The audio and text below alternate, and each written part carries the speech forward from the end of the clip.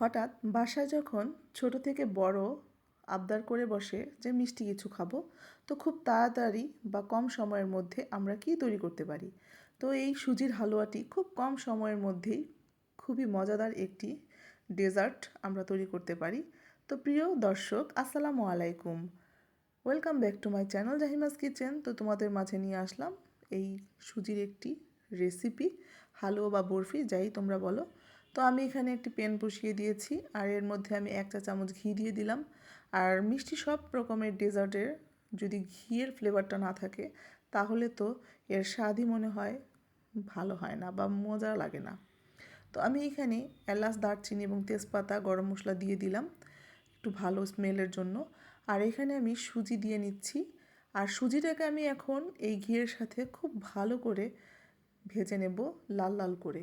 যখন আমি এটা ভালো করে ভাজবো তখনই আমার এই সুজি থেকে খুব সুন্দর একটি স্মেল আসবে এবং রান্না করলে সুজিটা খুব সুন্দর বরফি আকারে তৈরি হবে।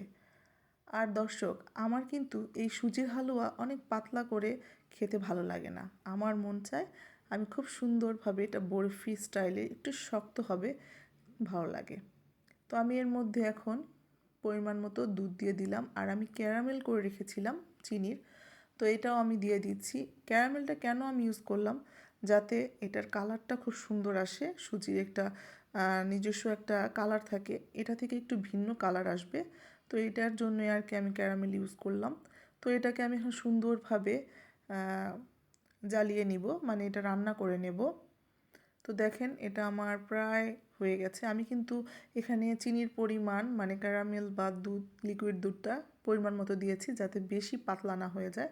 তো এখন আমি এর মধ্যে ক্রাশ করা কাজু বাদাম, তারপর কিছুটা কাঠবাদাম গুঁড়ো এবং আস্ত কিছু কুচি করা কাঠবাদামও আমি এখানে দিয়ে দিলাম। কিছু কিশমিশ আমি এখানে দিয়ে দিয়েছি যাতে আমার খেতে খুব ভালো লাগে। আর এটা সবচেয়ে মজার মানে একটি কারণ হচ্ছে এর মধ্যে যদি আমরা এই গুঁড়ো দুধটা ইউজ করি। আর গুঁড়ো দুধটা সব রকমের হালুয়াতে বা যে কোনো ডেজার্টে আপনি যখন দেবেন তখন এটা বাসায় যদি মাওয়া না থাকে তাহলে এটার কাজ করে, খুব সুন্দর একটি আঠালো বা ভাব আসে। তো আমার এখানে অলমোস্ট সুজির হালুয়া বা বরফি রেডি হয়ে গিয়েছে। দেখেন কি সুন্দর একটা আঠালো ভাব এসেছে।